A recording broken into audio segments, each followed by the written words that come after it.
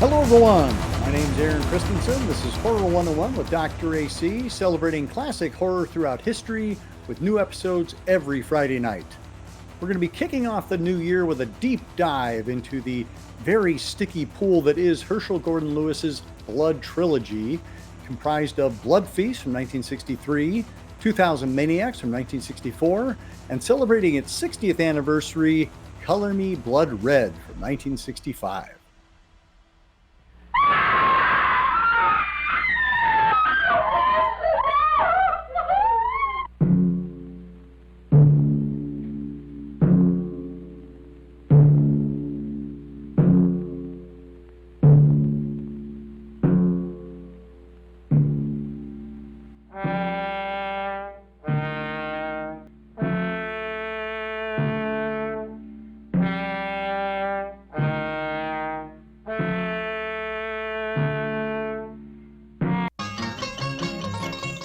You're all invited to a centennial celebration.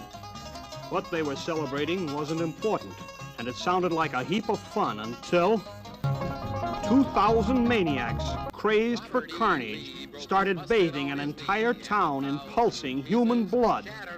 You'll see 6 young strangers doomed to slaughter by an ancient curse. There came an awful sound. And from his lips there came an awful sound.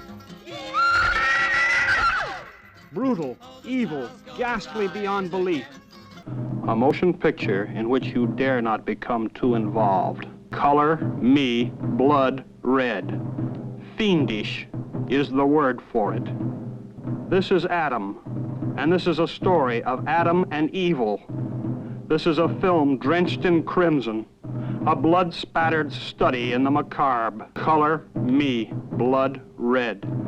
You must keep reminding yourself, it's just a movie. It's just a movie. It's just a movie.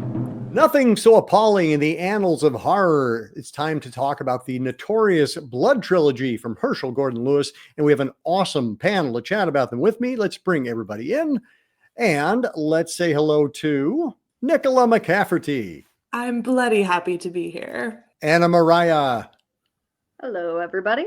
Ernie Rockelman. Happy to be forced out of my comfort zone here. Thanks for the opportunity. And Chris Wylie. Good evening, Dr. AC and everyone at home and everyone here on the panel. And we're going to be chatting about Blood Feast from 1963, 2000 Maniacs 1964, and Color Me Blood Red 1965, celebrating a rather significant anniversary this year. Thanks for coming on the show, everybody, and welcome. So my exposure to the blood films of Herschell Gordon Lewis was courtesy of a VHS clip tape called Film Gore that was hosted by Elvira, Mistress of the Dark. And it was basically a big clip show of the gore set pieces of things like Blood Feast, Texas Chainsaw, Driller Killer, Snuff. And what was funny about that video is that it was all of those little gore set pieces run all the way through, and then they did it again, like just the same sequence, but with Elvira popping in and making little comments. So it's like you could either have the Elvira cut or the not Elvira cut.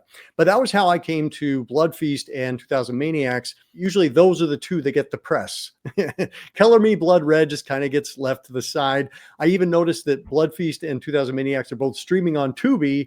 Color Me Blood Red, not so much. Nicola, would you kick us off? Where did you come in contact with the works, the masterworks of H.G. Lewis? Yeah, I think my first exposure was also to Blood Feast, but really only a couple of years ago. It was screening at the Music Box over the summer in the garden.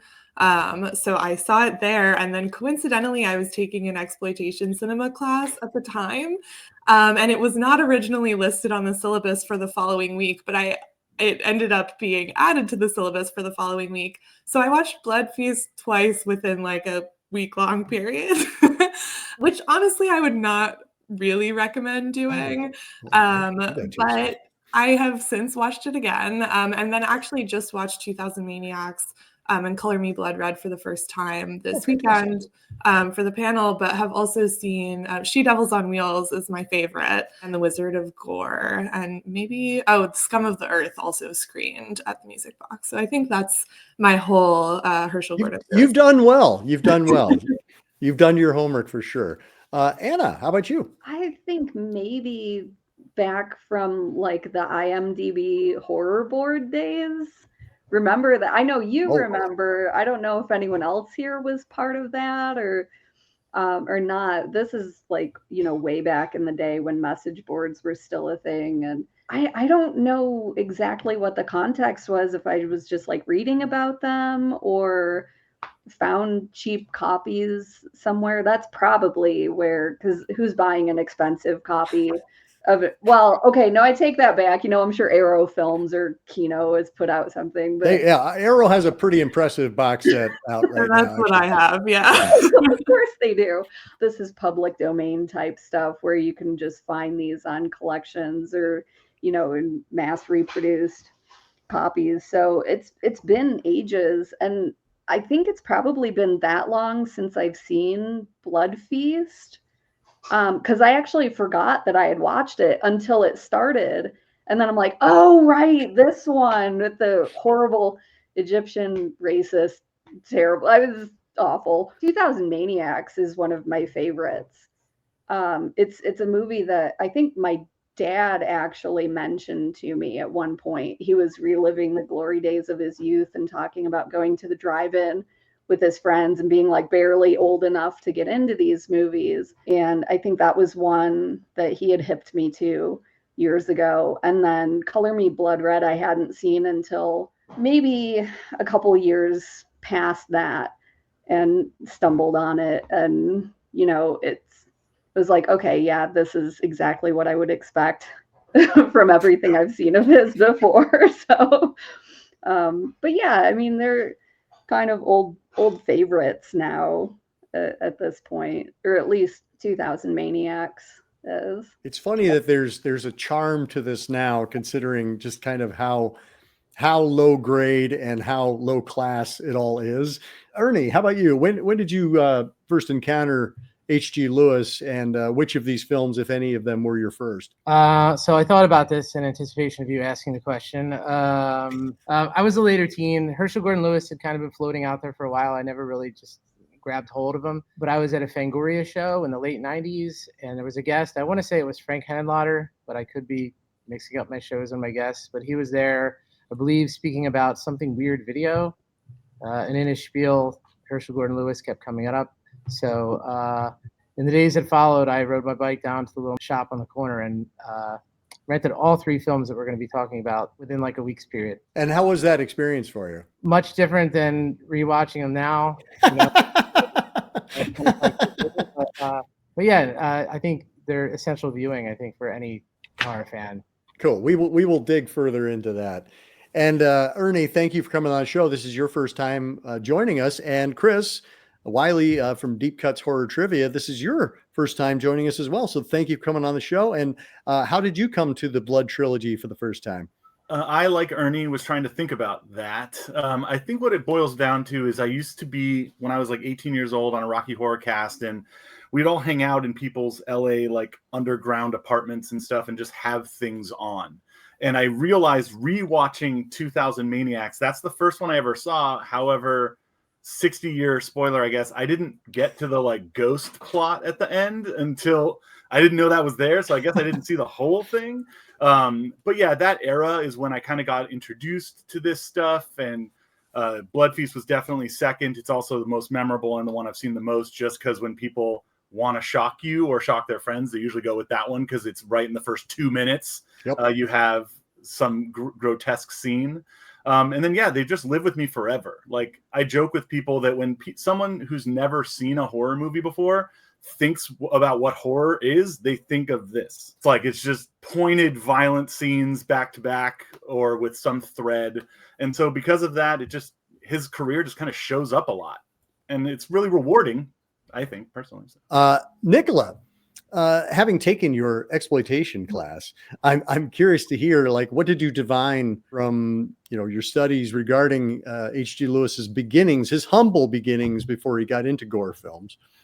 Yeah, so I think this was more being used as just like an illustrative example of like splatter films and like, kind of grindhouse exhibition modes. But being a Northwestern graduate student, I do know that Herschell Gordon Lewis was a journalism student at Northwestern, which is very funny, and worked in advertising largely, and also taught at like a University of Mississippi, is that right? It was somewhere before getting into the world of films, where he started with like nudie cuties and like juvenile delinquent kind of films, always on the rougher side of things. But yeah, I think that's kind of like my broad strokes background of HGL. You're done Northwestern proud. Well done.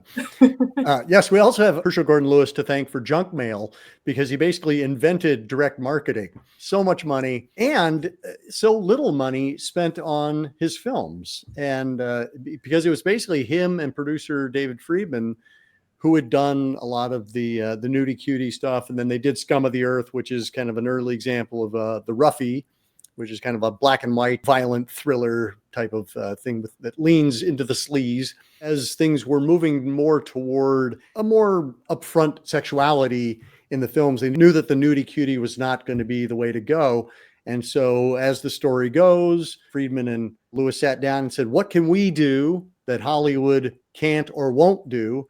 And the answer was gore. Gore. And off they went. It is interesting, especially in these first pictures, that you can see, first of all, he did whatever he wanted because he didn't have, like, he wasn't strapped for cash. As you mentioned, he was in marketing. He had a career already. So he was able to literally do whatever he wanted. And I think that was really liberating for his work. Like, you look at the budgets versus what he made, and also knowing the advertising world and knowing how to get people and knowing sex sells and knowing how to equate sex with gore.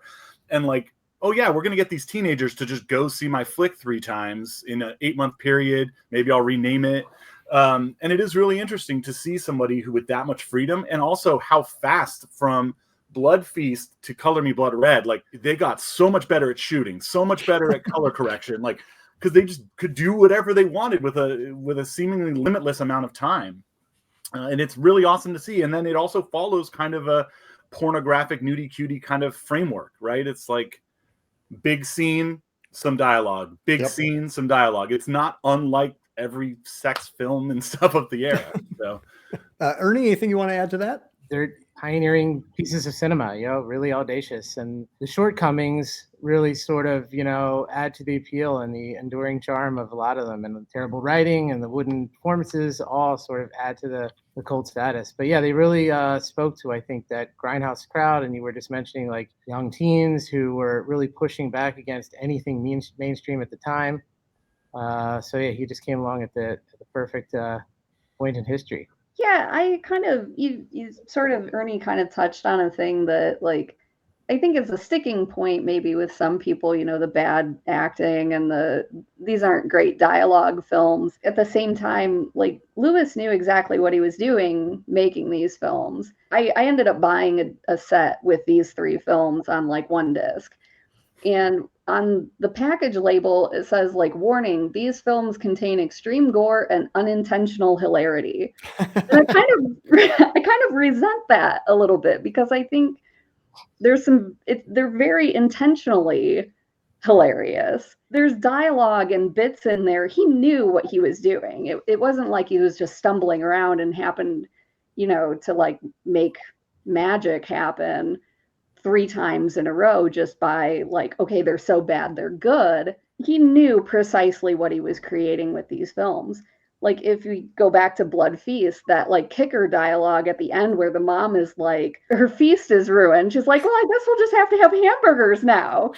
That's on purpose. Yeah, it's so sincere, and you can feel that. Like, even if like, she's so clearly clueless throughout the whole thing, and continues to be so, even as she stumbles on her daughter being sacrificed on the kitchen counter. Like, There's no character arc with her, but this is all purposefully done. You know, we can make fun of it or sort of go, oh, they're terrible, but I think they're genuine at the same time. Yeah, and it is. I don't know. I guess if you think these are like, if someone was to think his work is truly terrible, it's like they maybe haven't seen a lot of flicks, because there's some terrible movies, and these are not them. They're not the greatest made movies, but they're not terrible movies. No, exactly. Yeah, like this is not a polished turd. Okay. And even you saying, Anna, that the like, oh, she walks in on the daughter being killed, like you describing that, I feel like what somebody probably felt in 1964 when their friend is telling them about the movie. You're like, what happened? You're like, excuse me? Well, and you made the connection between pornography and these films, because I think that's also accurate. Like, nobody ever turned off a porno film because the acting wasn't good. You know, you went there for a purpose. You were looking to get, you know, the money shots. That's what Gordon Lewis delivers. And he also manages to provide enough interesting interstitial stuff that you're not just fast forwarding to the next gore sequence. And I think Blood Feast in particular does something so smart, which is to like use this Ishtar, this goddess of like essentially sex and death, who is a Mesopotamian goddess. The Egyptian equivalent would be Isis. Clearly not a lot of thought was like put into the research, but like this thematic combination of sex and death into the worship of like this particular goddess figure sets the stage for slashers associations between the two. And actually something really interesting to me about like returning to this is that like in the kind of mythology of Ishtar, like death is not actually figured as punishment for sex, which like comes to be the case for like how slashers are thought about. But like both sex and death are positioned as these sort of like transformative states or processes that like bring about the return of the goddess. And anyway, I just thought that like actually that was such a smart thing that was happening there with this conflation between sex and death that does like, you know, appeal to maybe the baser instincts of teen audiences, but like really kind of philosophizes something that comes to be a staple of the genre that comes out of this. Well, and I think Lewis knew also Lewis and Friedman. Friedman was kind of the huckster, one of the original 40 Thieves. I think he like had an injunction placed against his own film just to create notoriety. Every bad review they could get, they were just trumpeting, you know, this is the film it's just so puerile and vile, and nobody. He's like, yes, keep it coming, critics. You're only feeding the fire. Rock and roll, baby. That's what it is. Let's talk about Blood Feast since we're already kind of into it. It came out in 1963. July was its premiere, which is kind of amazing when you consider Connie Mason was Miss June of 1963. So that's how quickly this came together. It said, okay, she's Miss June, great, let's get her in, and we'll do the movie in 4, 6, or 9 days, depending on what interview you happen to watch or read. Lewis is consistently changing his stories. But yes, so we have Blood Feast featuring Fuad Ramses, played by the immortal Mal Arnold, and he is whipping up an Egyptian feast for the Fremonts. What are people's thoughts and perhaps favorite moments from Blood Feast? I gotta say, and I know we'll talk about this throughout all three of the films, but I really love the music in this. It's super minimal, but very effective. And again, credit goes to Lewis for this because he scored all of his, or at least these three films. He did the musical score for. It was actually like really good. It's very simplistic, and this might be like a bit of a reach, but it's almost like proto John Carpenter, like what Carpenter was doing with this super minimal, like we're just gonna have like driving like dun-dun, dun-dun, dun-dun. But that stuff, it works. It works so well. I don't need John Williams scoring this. It's great. You know, like 5 notes, incredible. That's use them. Like that, it's so good. I like that it isn't the same score for all three films either. That No, each one is he very really, different. he did really grow. I do think like 2000 Maniacs hits the peak, and I'll get into that later, but the music is fantastic. You can see his influence on a lot of people. John Carpenter for sure, Sam Raimi, Eli Roth, and guys like that, obviously. But yeah, I still think so. Blood Feast like unapologetically stakes its claim as like the first gore movie, and I know if you go online, people talk about the Hammer films and how there've been blood in other movies, but it's really the first one where you see like brain matter and human offal just sort of flung at the screen with aesthetic delight. My favorite scene is still the first scene, the girl in the bathtub. I think for as cheesy as those effects are, they're somewhat effective. Like somebody else said, he just jumps right in, and you know right away from the opening moments what you're getting into. The color palette of Blood Feast like is what gets me. Like right from the beginning, his ultra gray, killer's ultra gray hair and eyebrows. Again, in this room, it's the teal bathtub, the yellow wall, the bright red of the blood. It's like all this loud imagery that you're getting, and then once that scene ends, the radio cuts of like the police radios and all that stuff, and the radio blasts of like "Don't go out at night." All that stuff gets me, and how everything that they say will happen does happen. So there's almost no suspense. So you're told a train is coming, and then you just watch it happen, and you're like, wow, I was promised that somebody would get cut up, and then they did. Like so, and for his first outing, I think that really works. And that bright red blood is constantly like juxtaposed with pale skin and blue, lots of blue backgrounds. And you knock that against Psycho, which was like what, a couple years earlier. It's like it's punk rock. Like how could you even conceive that putting that on film? And yet he's like, I'm just gonna do it. Yeah. Wasn't that one of the inspirations too? Was watching Psycho and feeling that it was cowardly to not show the blood and guts. Goddamn. Yeah, I mean, I completely agree. I think that it's a deeply, deeply stylish film, and the colors are just like spectacular, and like neons everywhere. There's like a real attention to like kind of a recurring motif of like primary colors, but like at their absolute extremes. A lot of exposition, especially in places where it isn't necessarily needed. I was like very struck by the ending scene, where the detective just kind of explains everything that we know already. Yeah. But they really drive the message home, and you've got to respect that. Psycho even has a little bit of that, a little tack.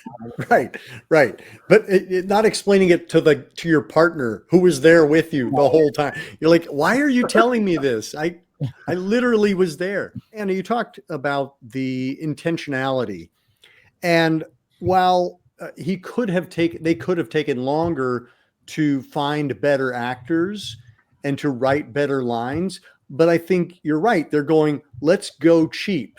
Let's go with this aesthetic of actors who don't necessarily sound like human beings. Let's give them lines that no one has ever said ever in the world. And that creates this kind of bizarre mood that the movie sustains throughout. There's an artifice to it that kind of goes along with the artifice of the bright red blood and the mannequin arms and things like that.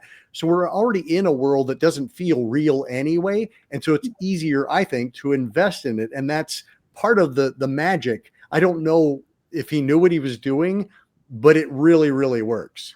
I think he knew what he wanted to do more than knew what he was doing. And like, probably had a bit of a why spend 100,000 when 25 will work? Why shoot 10 takes when I could just use the first take, which is really apparent in 2000 Maniacs. Yeah, it's like, I got it on film. It's like Ed Wood, I got it. Mm-hmm. Yep. I think also to the point of like, does he know exactly what he's doing here? I think like some of the dialogue that's about the sort of like Egyptian cults is very like sounds extremely racist. How could a race of people actually follow such a vile cult? And then the detective also says it's easy to follow a religion of blood and lust in a society founded on superstition.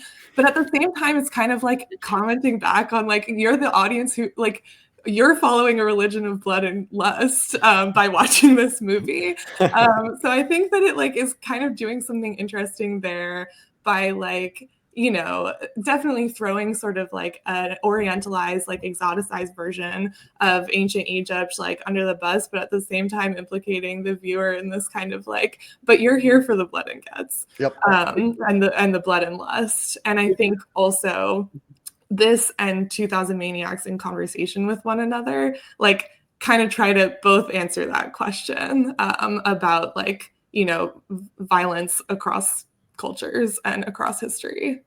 And he's a carnival barker too, with the whole 5,000 years ago. You're like, okay, I'm on board. Like, well, Mal Arnold's over. I feel like Mal Arnold kind of works that horrible Bela Lugosi like. It's like Nicolas Cage, where he's got like one note, but every once in a while he finds a story that fits his style, and it's just like magic. So I think Mal Arnold kind of works.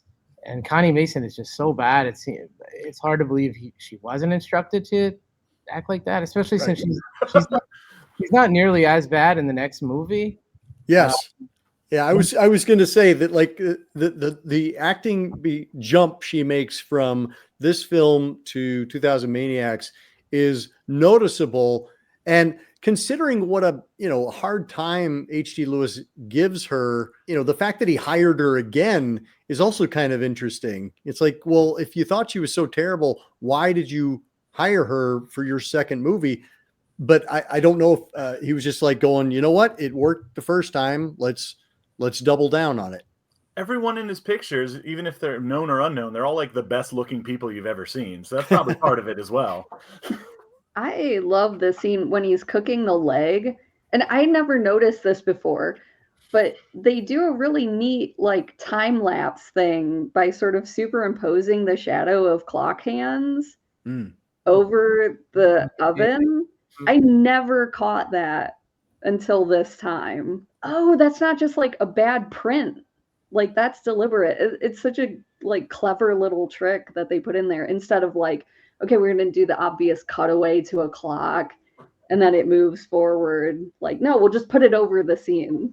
I think I also really like the part during the lecture on the Feast of Ishtar, when the lecturer is kind of explaining that like for 6 wild days and nights, like lust would reign over the land. But then we get that sort of like dreamlike sequence, like illustration of the feast that's also in the same sort of like teal colored room from the beginning, and just sort of like blood and guts everywhere, like the bright red, the blues. I think that is a really special moment.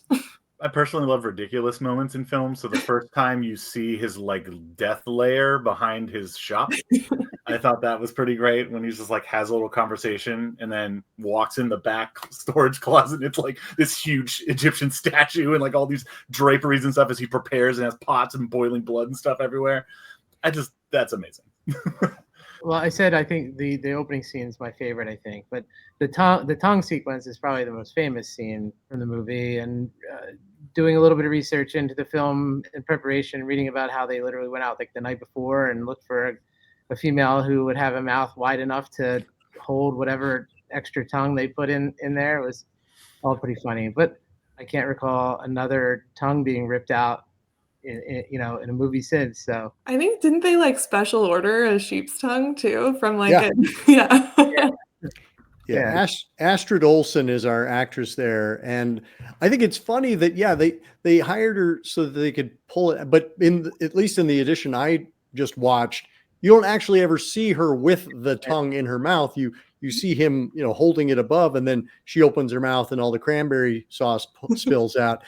It's kind of a Fulci thing where you shoved a lot of stuff and then you don't actually ever show that on camera. You just, basically torturing your actress. Honestly, one of my favorite things is, I think his name is Tony, the guy who is the date of Marcy on the beach. I love everything that comes out of that guy's mouth, from like his smoothing on her on the beach. Come on, baby. Up until when he's absolutely hysterical and you don't know what the hell he's saying. Like he has this wonderful ugly cry going, that dialogue is layered in as well.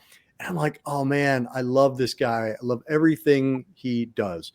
And he stays with me throughout the film. That scene is so funny for so many reasons. It's also like pitch black with like a spotlight on them. And at some point, like one of them says, well, it's not dark yet, or like we'll leave when it's dark. And it's like, what? You can be waiting for a while. Yeah.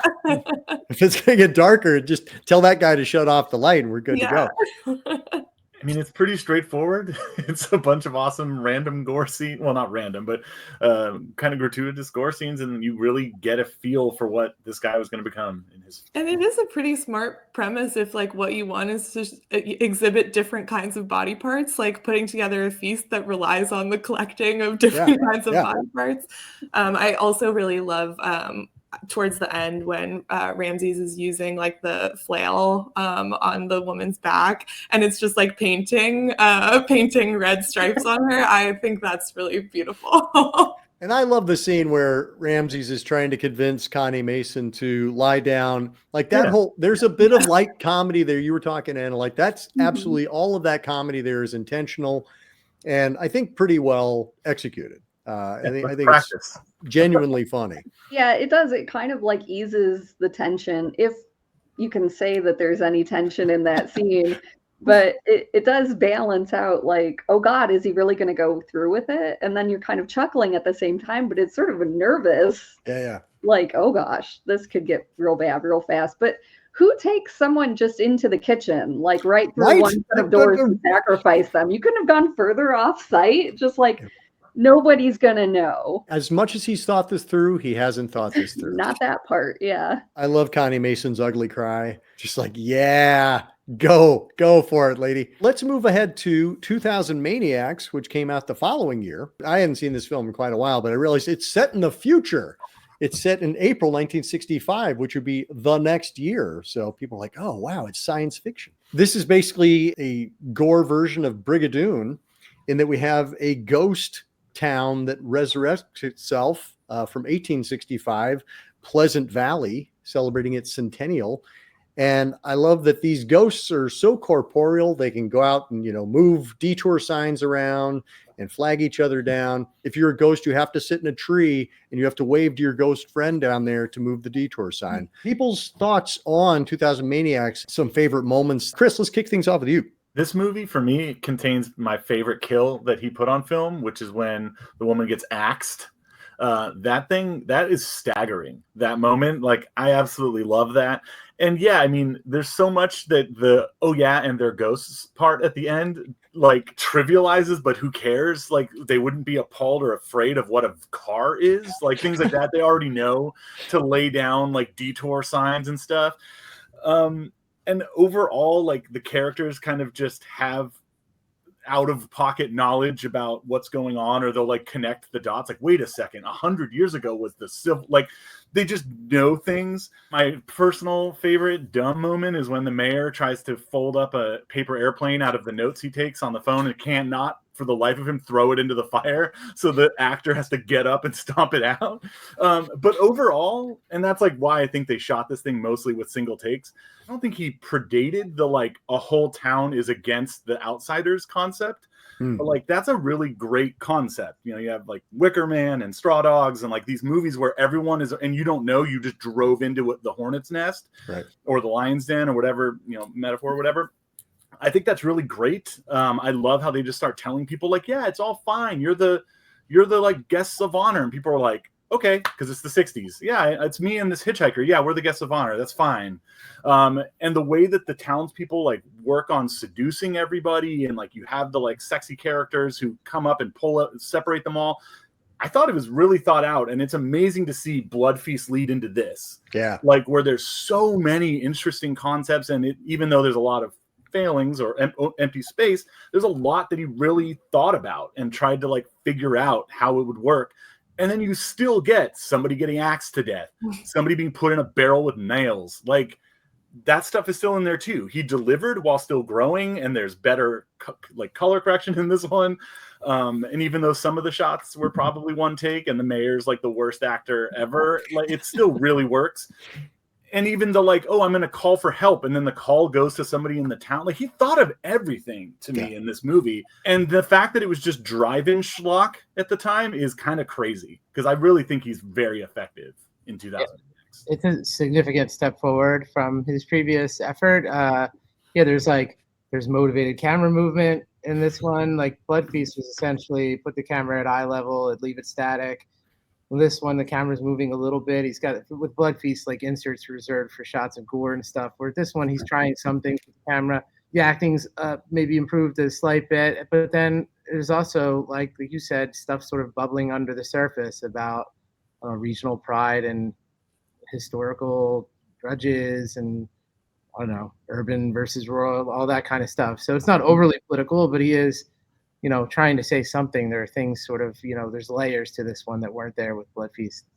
And even finding the plaque that states like, this is in remembrance of like our like vengeance. That's great. It's awesome how he gives you just enough to kind of go, okay, I believe it. And then that's it. Like, you can't think too much or too hard about, well, you can't do that with any of his films, let's be real. But this one in particular, it's just horror brigadoon set in the Deep South. I love that there's also, I don't know if nuance is the word that anyone would normally associate with H.G. Lewis, but there are a couple of moments where, especially the horse race scene, afterwards, there's clearly a few of these townsfolk that did not buy into this, or they bought into it but didn't realize it was going to go this far, that a guy would literally be like drawn and quartered. And there's disgust on some of their faces. And there's moments where they're kind of like not really sure about this. And then there's the one guy who's like, come on, like if we're not all into this, we're not going to do this ever again. Like, that's it for us. It is the end.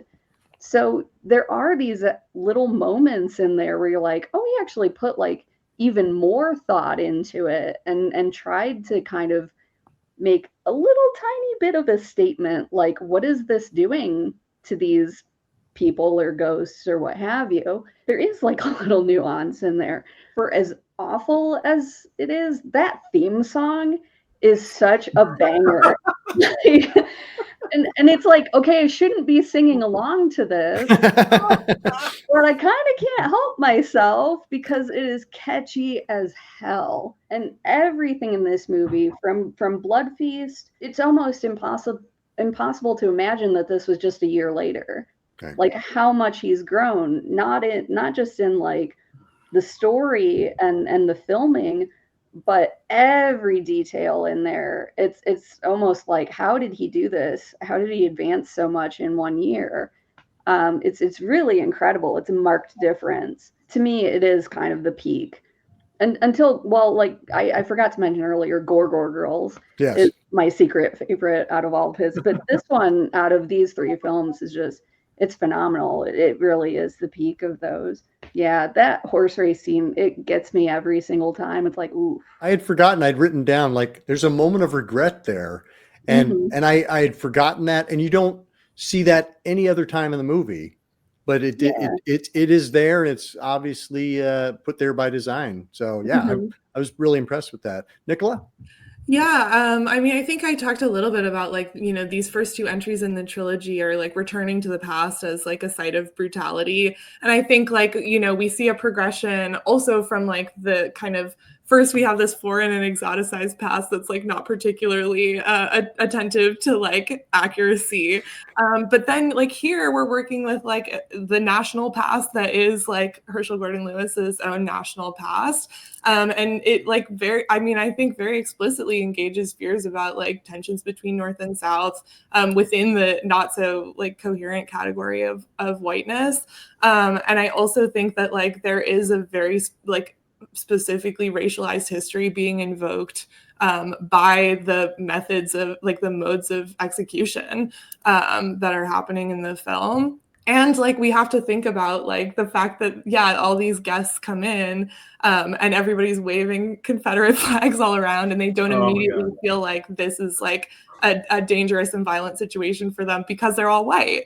So I think that it like gives us a lot to think about here also, where there's like Southern hospitality being like turned on its head kind of to kind of like Southern brutality, and like the Northerners kind of like get to imagine themselves as not complicit in this history of racialized violence, and like even as victims of this like Southern backwardness. But yeah, I think the fact that they arrive in town and there's like a million Confederate flags and they're not like immediately like, this is a bad situation, we got to get out of here. Like they're like, that implicates them in the history and legacy that's being sort of like not explicitly evoked in racialized terms, but like that's totally happening in the background. That's a great point. That is a great point, how nobody wags a thought at how there's 1,000 Confederate flags. I didn't actually pick that up. I think that it is kind of that when in Rome, you know, we must go along with it. But it's like you forget this is your country, and you know this was fought over a very specific thing. And you know, I like the fact that they're driving in Illinois. They have Illinois plates, you know, with Lewis coming from Chicago. Mm-hmm. I think that's fun. Chris, you talked about this kind of a folk horror in terms of it being a cult or a group of people that outsiders drive in and are enveloped. It's also, you know, it kind of points up that exploitation movement where the South and the rural folks are depicted as less than, they are not as intelligent, they are brutal, they are out to get the more elite, the society folks, the city folks. I think this is the first time we kind of see the violence of it. But certainly if you go even back to like the Ma and Pa Kettle stuff from like the 40s, you know, the quaintness of the rural folks was already being played upon. And so for that to be just kind of turned a little bit more, so it's like, and because they're so darn dumb, you know, they'll probably kill you if they get a chance. And we see that play out, you know, further as we look at like Deliverance and Texas Chainsaw and things like that. So this is really kind of a strange little touchstone, a turning point in cinema as well as in horror. That's right on the money. And it also, like, something I love about it that you kind of forget is like, he just literally knew a field near a crossroads and a couple of rooms in a warehouse and had friends. And then he shot this whole feature with all this stuff in it. And like that just devotion to a concept, I miss and love. Just someone who wants to make it because they just want to make it. And then they do. And who knows if what we're talking about was on his mind when he put this stuff together, or if it subliminally was. But either way, it's there. And that's really amazing. Right. Yeah, it's a testament to the fearlessness of, you know, independent filmmaking. And it's cool that you're talking about things being flipped on its head. It's also like daytime horror. Like the town is like oddly inviting and yet off-putting in equal measure. And the song is so cheesy, but it sort of contrasts the violence of what's happening. And the mayor is kind of like, you know, very cheerful on the outside, but has sinister intentions inside. He's playing with that a lot, sort of, you know, juxtaposing two things or having silly stuff happening while, you know, to contrast the violence in the background. Yeah, a friend of mine told me this is Midsummer with Confederate flags. And while I don't fully agree with that, it is not also fully wrong. Yeah. The joyousness of the song, I mean, and if you think about like what the lyrics are actually saying, that's not a good thing, folks. Like we shouldn't be celebrating this, but it is so kind of cheerful and innocuous in the same way that everybody cheering and waving their flags. You kind of go, oh, maybe it's okay. Maybe it's not so bad. Maybe we'll get through this. Then we have our very distinct punctuations of gore sequences. Not only are you getting a better movie, but you're also getting the gore that you were promised if you were a fan of Blood Feast. What is everybody's favorite of the, because we don't get we get as many gore sequences this time around, but what are people's favorites? Oh, the barrel. The barrel with the nails, you know, and like, why would you willingly go? I mean, he was fighting it, right? But then he still ended up doing it. It's like, why? You don't want to be rude, you know? Exactly. You don't want to ignore that Southern hospitality. Yeah, I do. And that's why you're not in Pleasant Valley. I still think when B meets her maker with the axe, that is the most engaging part, like of violence that I think he's shot. It feels awful to watch. I think that's his best. And what precedes that is his cutting off of her thumb, Mhm. which is just like, where did that come from? And it's so kind of tactile. Very few of us have had our arms lopped off, but all of us have cut our thumbs or fingers. Mhm. And so you can relate to that. This is not good. And Yeah. it's so horrible too because she goes to the mayor for help, Right. and he comforts her, and then is like, "And we're throwing you on this table and holding you down," and it just goes from like bad to awful to worse. Yeah. Yeah, that escalation is just really kind of a spectacular way to kick off the violence of the film. That like first he's like, touch my knife blade, and she's kind of like, why would I do that? And then he's I mean, they all have those moments where they're like, I don't really know why I would do this thing, and they all kind of end up going along with it anyway, whether that's like being polite or being stupid or whatever, but I think like she's like, okay, and then the escalation to now her thumbs cut off, then she's like being told that she's gonna have to have surgery, and everybody like it just keeps getting like more and more like the ante's getting upped, it's getting more and more manic, and then suddenly like her arm is off. That's I think my favorite kill sequence as well. Ernie? It's probably the barrel one, yeah. So I remember seeing them for the first time as a teen, and just thinking the barrel was so fun and hilarious and over the top, and same thing all over again. But this time, noticing how long that guy's in the barrel while they're driving nails in it, and he's just not putting up more of a fight to get free is really hilarious. I just have a question that I'm wondering if anybody can help me with. I also like went back and looked at the Wikipedia plot summary, which has some inaccuracies anyway, but Tom and Terry escape. They see the plaque and then they like run away, and then the next day they're in the hotel. So they left and then they came back? I mean, they left it to get the police, right? Yeah. And then they go to the police, right? And then they come back with the police. Yeah. And the town's no longer there. No, I'm talking about earlier. I'm talking about like midway through the movie. When they escape, what's his name? Harper? Yeah. But then the next day they're both in their hotel rooms. Well, I think they're they're hiding. I don't know if they know, because where else are they going to go? They got to get their car so they can get out of there. That might be part of it. Yeah, and that's also one of those moments where he all of a sudden has plot knowledge. Like he's like, I think this centennial thing is baloney. He like says like all of a sudden out of nowhere. Maybe it's just to drive the plot forward. Yeah. Well, because he's a historian, and this movie is all about how important history is, and how like the ghosts of history literally haunt the present. And how they're aware of time because they know they're planning. Oh, for next time we'll blank. I will say it also does seem like they're relatively practiced for this being the first centennial. Yeah, this is their first time. Maybe they do it every 10 years. Yeah, exactly. They've been working up to this. This is just, they've been building up to the centennial, but they do this every 10 years. Yeah. It's like a reunion. Somehow they got hot rods. So yeah, right. Well, also like Lister, not Lester, by the way. I thought it was Lester all this time, but it's Lister. Lister has a garage, and it's like, why would you have a garage if like you were 1865? You don't even know what a car is. We don't know history. But I really do like the dunk tank sequence. I love that giant rock sitting up there for the longest time. And it's the one that has the closest thing to suspense. That's the thing. Like each one of these murders is very different from the other. Like you were saying, the slicing of the thumb that just continues to escalate. And then you have the guy who gets the drawn and quartered, and it basically that's it. It's like they strap it on and there he goes. But the dunk tank sequence is one where we actually are engaging in watching people throw and miss, throw and miss, throw and miss. And we're hearing her just get more and more frantic that she really doesn't want to be here. And the whole, no, it's fine. We always miss. Yeah, that would totally sedate me in that moment.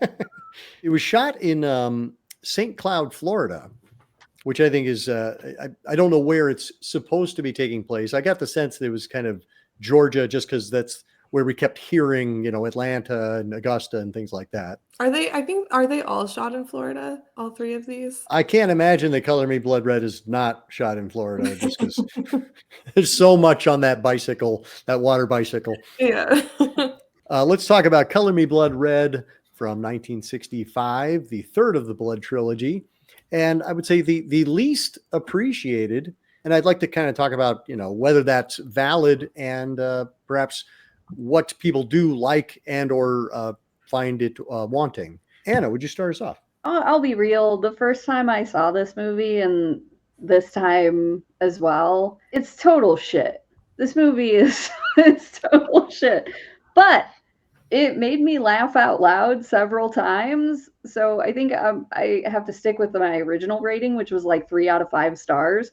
It's still like a 3-star film to me because it's stupid and like it's got one note, but I guess it plays it really well. Again, as we've seen with the previous 2 films, there's like the bare whiff of a premise, and then we're just going with it, and you're either going to believe it or not. The whole concept of this struggling artist, like he can't get the right shade of red no matter what he does until he inadvertently cuts his girlfriend, and like, oh, you never landed on that before? Okay. You're like pushing, like mid-40s. You're a little old to be figuring this out now, but okay, whatever. It's a fine enough film. It feels a little bit after the high of 2000 Maniacs. It does kind of feel a little sedated out of what we've seen before, but it's still it's still really fun. The greatest thing about all of these movies is none of them are over 90 minutes long, so they move at a really good clip.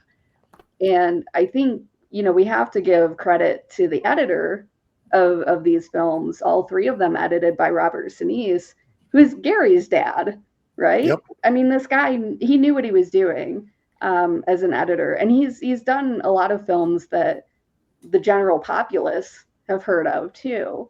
So I'm sure these were like pay the rent kind of jobs or whatever. There's something to be said for the editing in all 3 of these movies. They are really tight, and there is a good visual language to them. There's not a lot of shots where suddenly somebody's over here and you're like, how did they get there or what have you. It moves along at a great clip.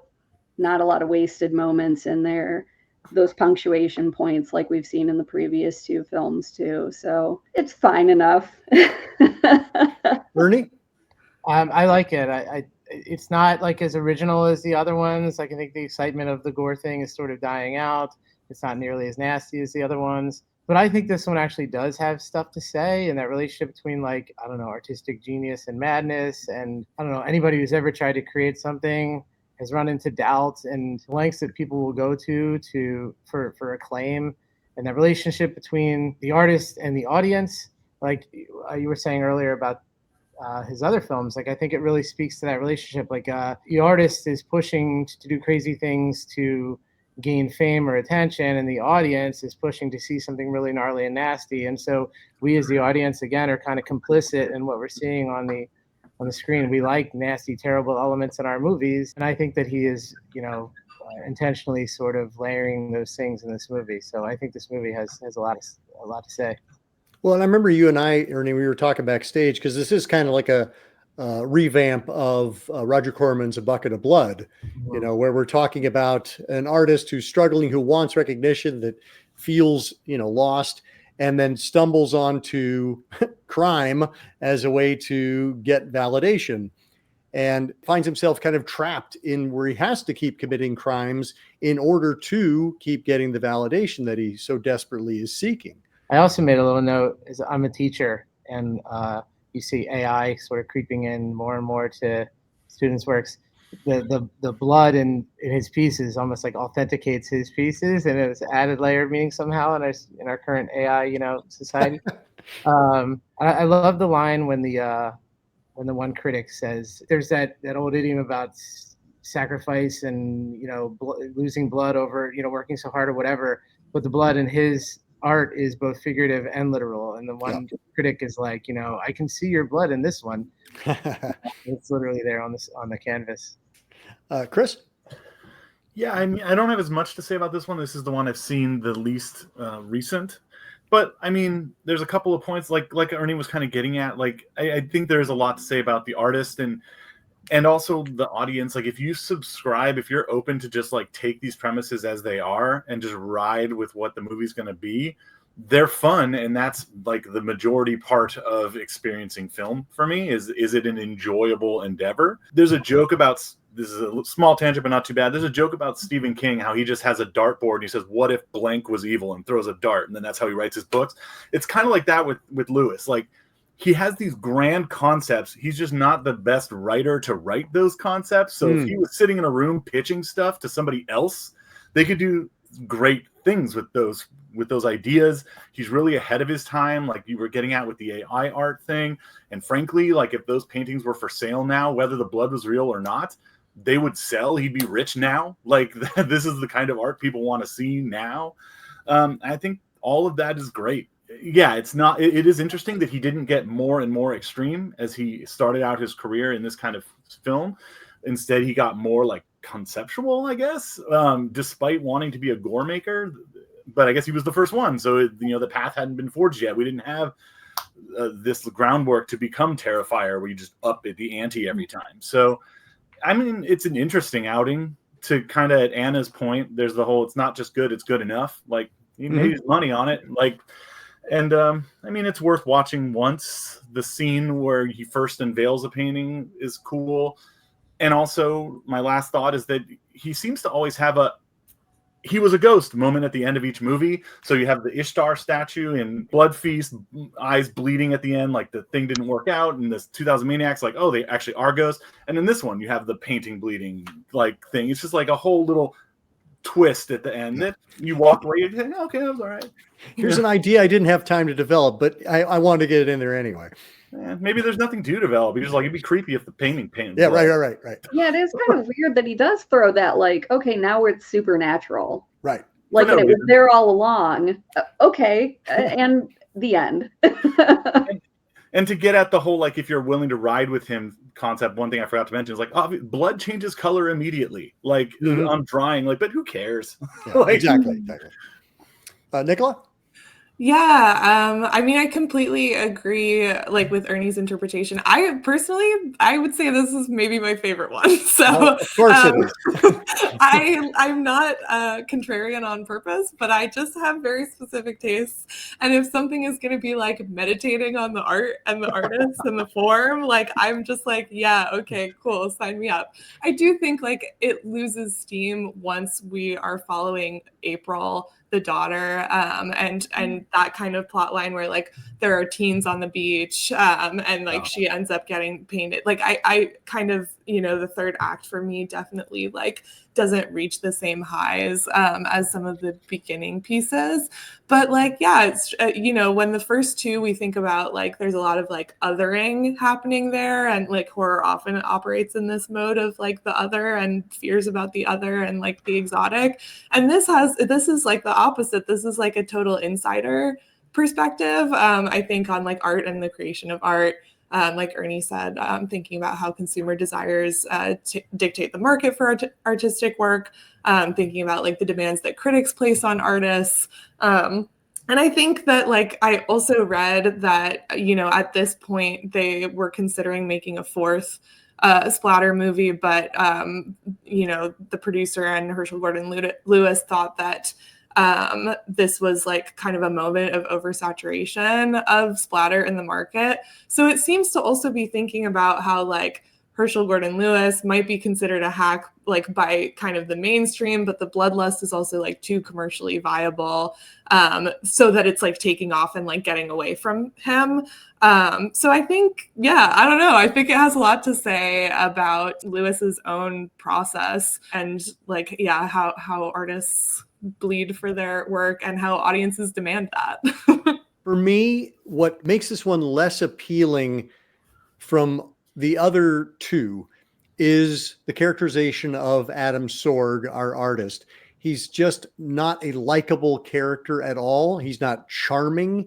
He's not weird and eccentric in the way that Fuad Ramses is. He's not outrageous like Mayor Buckman. he's just kind of a jerk. And I think that's part of what I think drags the movies down, is we can't get on board with him. He's not Walter Paisley. He's not somebody who's pathetic and we're rooting for him and we're sad that he got caught up in this environment. He just seems like he just treats his girlfriend terribly. He treats everybody terribly. And so it's hard to kind of get on board with this guy and empathize and invest in him. And I feel like that's understand his art, Dr. AC. That clearly.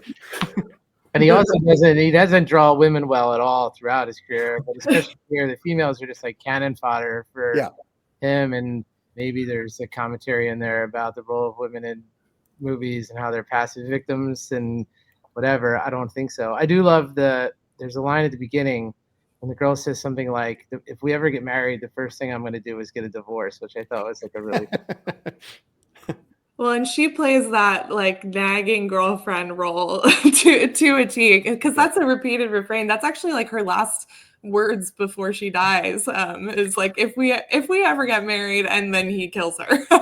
So Gigi and Adam do not have like a very beautiful love.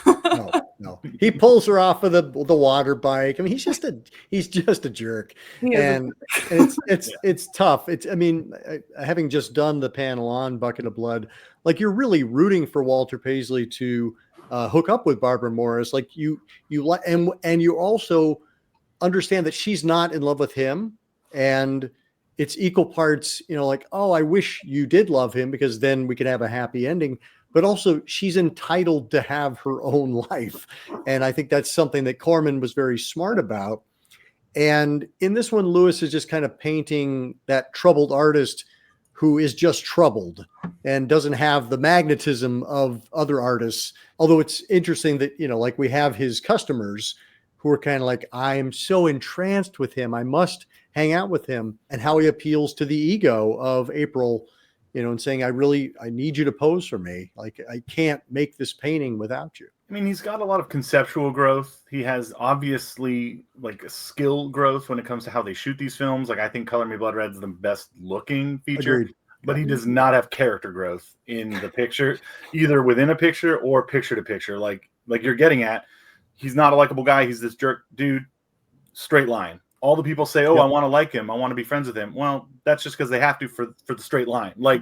And that's I guess one unfortunate thing. But if they're serving as the mechanisms for us having this other experience, and this is like kind of across his films, the characters aren't necessarily the most important thing to him, probably. I mean, I didn't interview him, but and his ideas are, and also the shock is, and so that's just how we get across the bridge, and I'm fine with that. I mean, that's how some people, there's different strokes for different folks. And it's Nicola's favorite movie, so there you go. Yeah, it feels like everyone's a jerk because it's just like disillusionment with the art world and the demands of like being a creative person under capitalism, which is, I suppose, ironic given that he's like exploited capitalism for all it's worth to be able to like as an advertiser and then return to advertising after making a bunch of exploitation films that he also turned like a huge profit. But I do think that like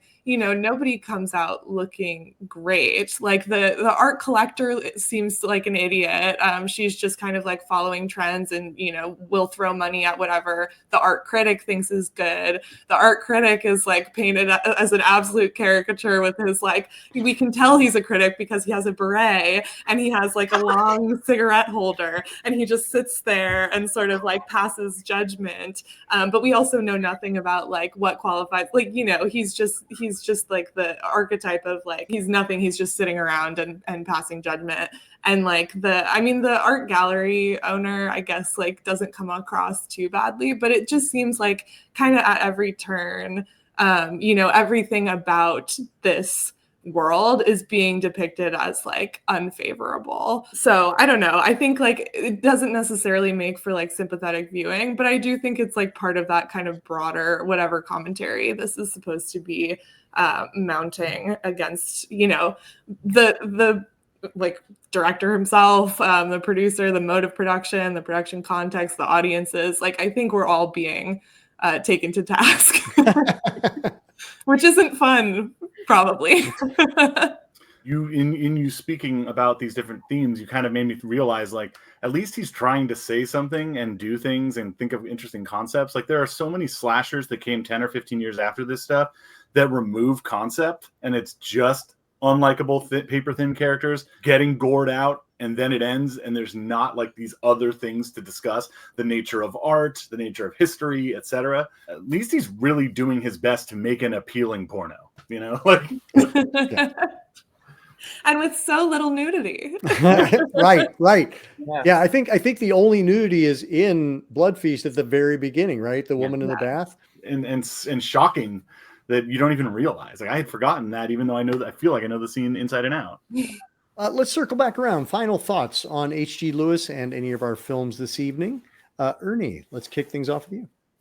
I was just going to say, like, thinking back to when I first saw them, like, watching one of his movies felt kind of forbidden on its own. Like, you felt like you're looking at something you should, as a kid especially. And then a lot of times we had to seek these things out, and I'd have to sneak to watch them because my parents wouldn't approve. And it's just sad today, with everything being accessible and disposable, you know, that people maybe won't see them in the same light. But hopefully, maybe after this, people will seek out some of his work, because he was really audacious and, like I said, made some really pioneering things and is really important in the world of horror. Thanks, Ernie. Nicola. It was just so delightful I watched these all three back to back, not in the proper order, but I think initially I was kind of struggling to see them. Like, I mean, they're a trilogy. They're the blood trilogy in that there's blood in all of them, that they're splatter films. But I think, you know, was kind of struggling to make connections across them. But just like sitting and thinking about them a little bit more today, and just thinking about like where the genre and like where things have gone since then, they're all doing things that have like really set the stage for the kind of thoughtful horror that's, you know, that people love to call elevated horror and pretend that hasn't existed forever. But like, you know, they're thinking about like, what's the relationship between blood and sex? What's the relationship between like, you know, our cultural standpoint and others? And what's the nature of art? And I think that all of those are big questions that like continue to be explored, and people should go back and watch these because history is important. Anna. I don't know if I can add too much at this point, but I'm so glad that like Ed Wood came up earlier, because I think it's super easy to write off directors like Ed Wood or H.G. Lewis as being like terrible or again, you know, so bad it's good type of things or whatever. But these guys were making films with heart. I mean, yes, it was a money thing, and yeah, we're gonna like exploit what we can and get the most bang for our buck, for our $25 budget or what have you. But they were genuine in what they were doing, and I don't think that can be discounted at all. Lewis was a master showman, if nothing else. You know, you want to see the geek show? Here's the geek show in all of its day glow, bright glory. And it's phenomenal revisiting these after so many years, because I think it's been maybe 15 or so years since I've seen any of them. My appreciation for them has just deepened so much. I think the first time I saw them, it was just like, oh, this is just cheap and silly and goofy and stuff. But they are really crucial films in the genre. And I hope people, if they haven't seen them before, I hope they don't sleep on them any further. Check them out. Chris? It is easy for these kinds of filmmakers to get buried, but you think about like just speaking with this diverse group of people. You have cultural critics and cultural writer and anthropologists, a cultural anthropologist, and like all these different perspectives, and somebody who's a historian on film discussing these things. And we're all talking about this guy and his work, his first work in this genre, really in depth, and talking about these different themes and concepts. Like, that's really interesting to reflect on, especially at 60 years old. Like, that's kind of crazy. He was very obviously committed to what he was doing, whether he was committed to a con that he was holding on people, or if it was like sincere filmmaking. It doesn't matter to me as someone who, like, like I kind of talked about earlier, like enjoying film, you can choose. There is a part of it where you can choose to participate. And if you're willing to just let this guy take you somewhere weird, it's rewarding. It's fast. It was pointed out multiple times. His films just fly by. They're 80 minutes, 90 minutes or whatever. And I think it's really enjoyable. Like, horror fans will watch his stuff. They'll probably only watch Blood Feast and 2000 Maniacs. He made some interesting points, and he made some interesting, worthwhile stuff to watch that you'll never feel bad about having seen. You'll probably feel good about having seen it, even if it's just in like a, here's a bunch of worms in my hand kind of way to gross you out. Like, it's still funny. It's still fun and enjoyable. And not in a so bad it's good way. Like, it's good way. Everybody's has ups and downs. I think that his career overall is worth visiting. And they sell a feast box set of 14 of his movies where you can get it all at once. Yep. So, like, I don't know. He's a great filmmaker and a unique one in that he did everything his own way. And then when he was done, he walked away. So that's awesome. Yeah. And I'll name check Wizard of Gore and Gore Girls as a couple more to kind of cherry pick, because I think watching him come back to it is really interesting as well. Mm-hmm. Those two films specifically, and you talked about the Ed Wood connection, because I was looking at Danny Peary's cult movies too, which profiles Blood Feast. The film also appears in the Medved Brothers Golden Turkey Awards. I think H.G. Lewis gets shit on a lot because of the crudeness of his films.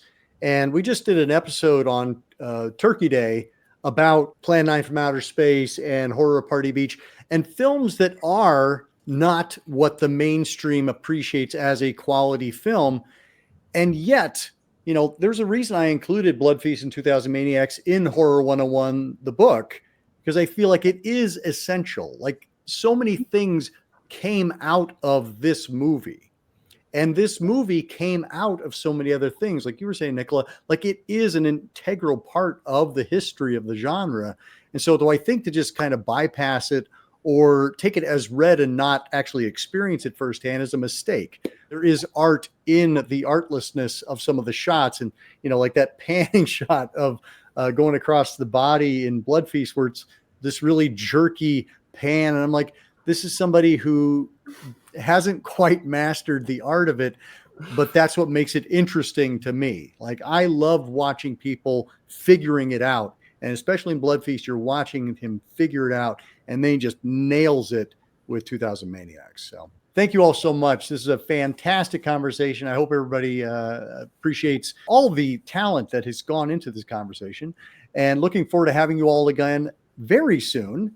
And until next time, keep searching, keep exploring, and keep sharing the scare.